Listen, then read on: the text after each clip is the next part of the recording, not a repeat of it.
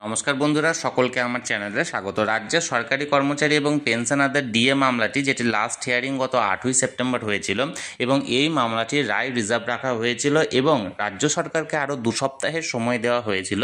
যদি রাজ্যের তরফ থেকে কিছু বলার থাকে তাহলে তারা রিটেন সাবমিশন করতে পারে এবং এই 2 সপ্তাহ শেষ হচ্ছে আজকে, অর্থাৎ 22শে সেপ্টেম্বর। এবং আমি আজকে একটি ভিডিও আপনাদেরকে করে জানিয়েছিলাম যে রাজ্যের তরফ থেকে রিটেন সাবমিশন করা হচ্ছে আজকে, এবং আজকের এই রিটেন সাবমিশনে কি হলো, রাজ্যের তরফ থেকে কি যুক্তি খাড়া করা হলো এবং এর প্রভাব এই ডিএ মামলায় কতটা পড়তে পারে, সকল কিছু আজকের ভিডিওতে বিস্তারিতভাবে আলোচনা করব।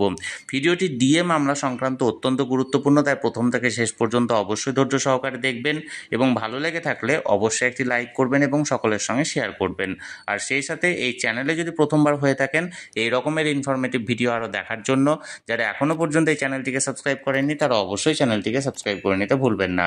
তাহলে চলুন আমরা বিস্তারিত জেনে নিই। প্রসঙ্গত বলে রাখি, সুপ্রিম কোর্ট এই ডিএ মামলার পরিপ্রেক্ষিতে রাজ্য সরকারকে গ্রীষ্মাবকাশের ছুটির আগে নির্দেশ দিয়েছিল যে 25% ডিআরএস অ্যালাউন্সের এরিয়ার কর্মচারী এবং পেনশনারদেরকে মিটিয়ে দিতে, কিন্তু রাজ্য সরকার এই 25% ডিআরএস অ্যালাউন্সের এরিয়ার মিটিয়ে দেয়নি এবং এই পরিপ্রেক্ষিতে আরও 6 মাসের অতিরিক্ত সময় তারা নিয়েছে এবং তার জন্য তারা আবেদন করেছে একটা মডিফিকেশন চেয়ে।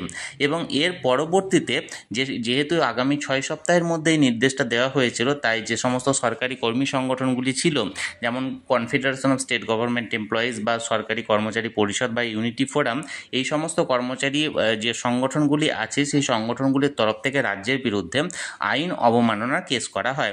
এবং প্রসঙ্গত এই আগস্ট এবং সেপ্টেম্বর জুড়ে বেশ একটি কন্টিনিউয়াস হিয়ারিং হয়েছে ডিএ মামলার, এবং এই ডিএ মামলার লাস্ট হিয়ারিং হয়েছে গত 8ই সেপ্টেম্বর। গত 8ই সেপ্টেম্বর সুপ্রিম কোর্টের লাস্ট হিয়ারিংয়ের দিন জানানো হয় যে আর কোনো হিয়ারিং হবে না, এই ডিএ মামলার হিয়ারিং শেষ হয়েছে।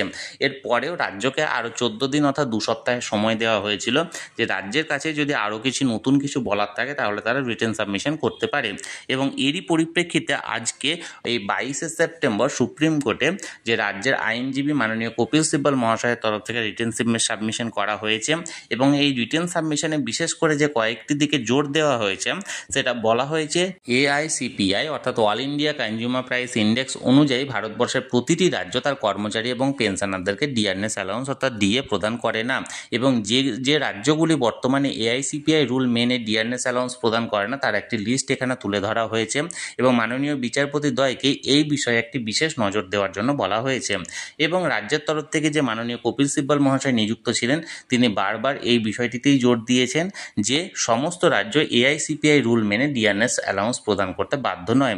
এখন দেখার বিষয় যে সুপ্রিম কোর্টের মাননীয় বিচারপতি দ্বয় তার এই তথ্যটিকে কিভাবে দেখছেন এবং এর পরিপ্রেক্ষিতে আরও আগামী 7 দিন আছে। এই 7 দিনের মধ্যে যে সমস্ত সরকারি কর্মচারী সংগঠনগুলি আছে যারা এই ডিআরএস অ্যালাউন্স সংক্রান্ত মামলা করেছিল, বিশেষ করে confederation of state government employees, সরকারি কর্মচারী পরিষদ এবং ইউনিটি ফোরাম, তাদের কাছে লিখিত আকারে এর উত্তর দেওয়ার জন্য সময় দেওয়া হয়েছে আগামী 7 দিন। এখন দেখার বিষয় তারা এই পরিপ্রেক্ষিতে কি বলেন। আমি সবসময় চোখ রেখেছি যে কোনো আপডেট আসা মাত্রই তৎক্ষণাৎ সেটা আপনাদের সঙ্গে শেয়ার করে দেওয়া হবে।